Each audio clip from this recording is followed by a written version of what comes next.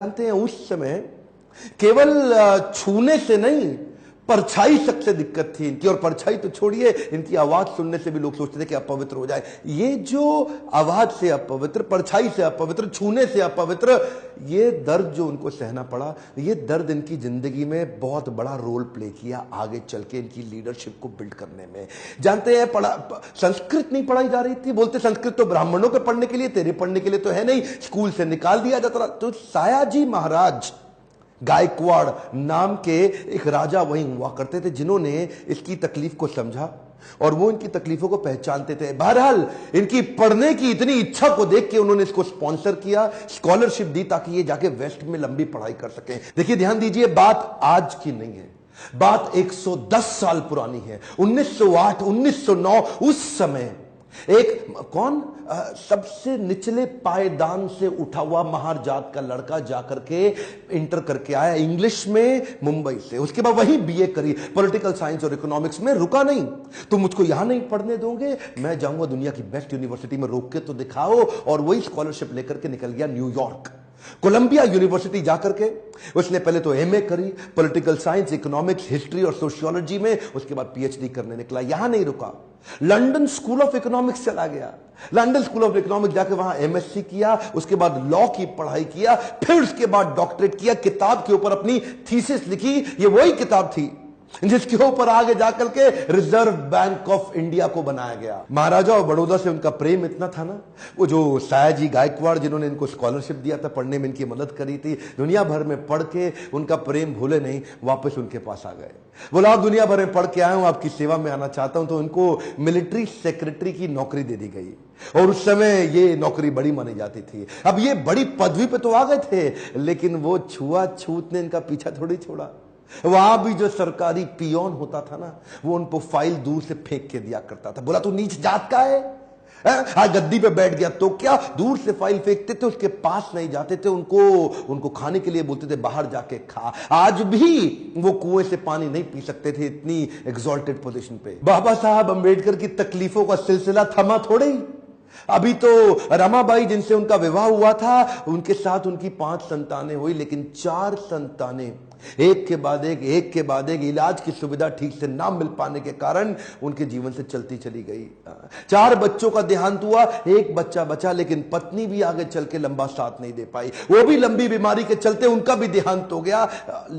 बाबा साहब अंबेडकर, जो अब इस समय कोई भी आदमी टूट सकता था, जिसका अपना स्वाभिमान ही खत्म हो जाए, लेकिन ये क्या किए, ये साथ साथ अपने देश के लिए लड़ते रहे और घर की तकलीफों से अपने आप को रुकने नहीं दिया। सत्याग्रह पे निकल गए। 1927 के इस महान सत्याग्रह में ये जिद पे अड़ गए कि सब दलितों को कुएं से पानी पीने का अधिकार दिला के रहूंगा। सार्वजनिक स्थान है, किसी का प्राइवेट नहीं है, जो सरकारी स्थान है, वहां पे एक इंसान दूसरे के साथ पानी क्यों ना पी सके। देखिए, गलत तो एक्चुअली हो रहा था। जो दलित औरतें थी ना, उनको साड़ी भी पहनने का, पांव को ढक के उठा के साड़ी पहननी पड़ती थी। इन्होंने पहली बार अधिकार दिलाया, पूरी नीचे तक आम औरतों की तरह पांव को ढक के साड़ी पहनने का अधिकार। उसके बाद बोले कम्युनल इलेक्टोरेट की मांग कर दी इन्होंने। कम्युनल इलेक्टोरेट में ये चाहते थे कि कम्युनिटी के आधार पे हमारी वोटिंग की सुविधा अलग हो। उसमें थोड़ा गांधी जी अड़ गए, क्योंकि गांधी जी जानते थे कि ये अंग्रेज लोग मिल करके हमारी सारी जातियों को तोड़ के अलग कराना चाहते। गांधी जी ने इनको समझाया।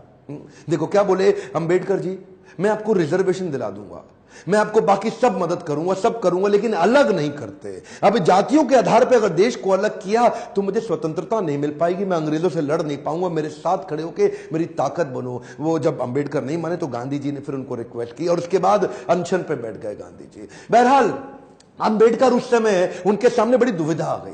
वो सोचे, एक तरफ मेरी अपनी जाति के लोग, मैं उनकी मदद करूं, और एक तरफ देश में आंदोलन लड़ रहे हैं गांधी, उनका जीवन, इनके जीवन का त्याग ना हो जाए, कहीं ऐसा जीवन ना खत्म हो जाए। उन्होंने गांधी जी को समझाया, बोला ठीक है, आप अपना अनशन छोड़िए। पूना पैक्ट वहां साइन किया गया, और पूना पैक्ट जब साइन किया, उस समय इन्होंने रिजर्वेशन तो कम से कम कंट्रोल में कर लिया। The evolution of provincial finance in British India नाम की इनकी किताब, द प्रॉब्लम ऑफ रूपी नाम की 2 किताबें, जिसके आधार पे आरबीआई की स्थापना हुई।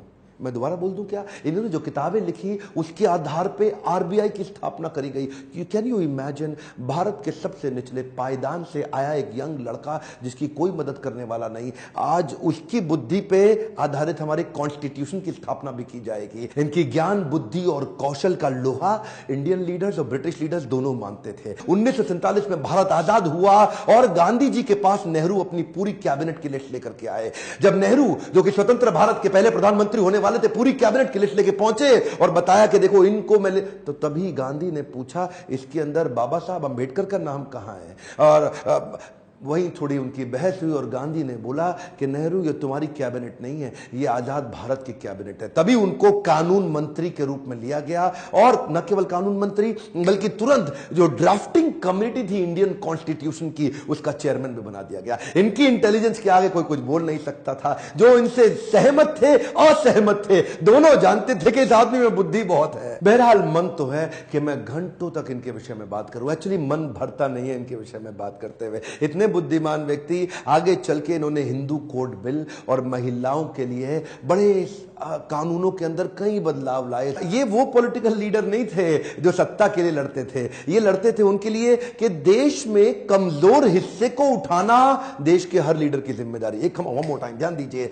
चाहे वो महिलाएं हो, चाहे वो जाति धर्म के आधार पे हो, कमजोर हिस्से को आगे बढ़ाना, सपोर्ट करना, तभी देश आगे चलेगा। खुशहाली आएगी तो फायदा सबका होगा। कम ऑन, ध्यान दीजिए, पूरे देश में खुशहाली आएगी तभी फायदा सबका होगा। इनकी भाषा में, इनके भाषण में, इनकी चर्चा में, इनके आचरण में, इनकी किताबों में और ड्राफ्टिंग कमेटी में चेयरमैन होते वक्त कॉन्स्टिट्यूशन को लिखने में सहनशीलता लगातार दिखती रही। अहिंसा परमो धर्म, बौद्ध धर्म को अपनाने लगे।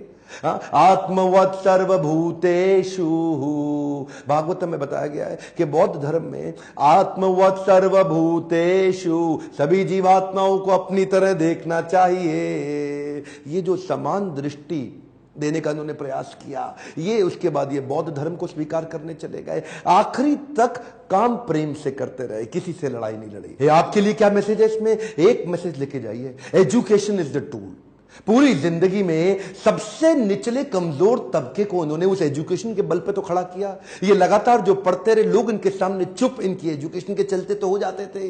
कोलंबिया यूनिवर्सिटी आगे चल के इनको number 1 scholar in the world की उपाधि से नवाजा गया। देश ने इनको भारत रत्न दिया। एक बात समझ लीजिए, इनके बराबर लीडर पृथ्वी में गिनती की होते हैं, परसेंटेज में नहीं होते। लर्निंग क्या है? Education is the tool. Entertainment के तो बहुत चैनल होंगे यूट्यूब पे, पर मैंने एजुकेशन का चैनल बना है, कोई एंटरटेनमेंट नहीं है इधर। और देश को भीमराव रामजी अंबेडकर के विषय में एजुकेट करना, उनके संघर्ष के बारे में बताना मेरी आपकी पूरे देश की जिम्मेदारी है। बताइए तो सही लोगों को कैसे संघर्ष से उठ के खड़े हुए हैं। शेयर करिए वीडियो, जिसको हो सकता है, जिसको इंस्पिरेशन मिल सकती हो, कमेंट बॉक्स में बताइए। अगर किसी और लीडर का वीडियो देखना चाहते हैं, लाइक करिए। अगर थोड़ा भी वीडियो पसंद आया, जितने लाइक उतना मेरा उत्साह बढ़ेगा। बताइए कि आपको कैसा लगा ये वीडियो। सब्सक्राइब करिए, बेल आइकॉन हिट करके दूसरों से भी करवाइए मेरे साथ जुड़े रहने के लिए।